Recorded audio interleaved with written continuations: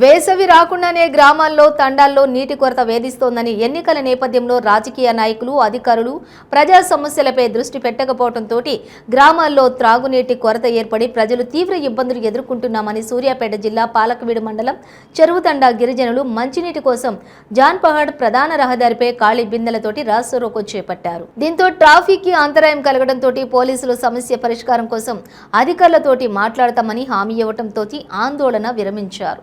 ఈ సందర్భంగా గ్రామస్తులంతా కూడా మాట్లాడుతూ గత 15 రోజుల నుండి మిషన్ భగీరథ నీళ్లు రావటం లేదన్నారు. తక్షణమే అధికారులు ప్రజాప్రతినిధులు స్పందించి గ్రామంలో త్రాగునీటి సమస్యను తీర్చాలని వారు డిమాండ్ చేశారు.